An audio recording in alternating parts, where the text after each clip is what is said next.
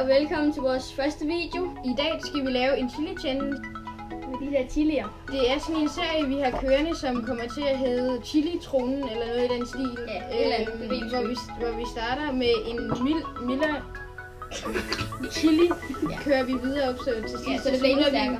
Med en rigtig stærk en. Og hver anden gang, der har vi gæster med, så det bliver lidt specielt, men det kan I se i næste episode. Ja. Lad os bare komme i gang. Det smager bare peberfrugt, det her.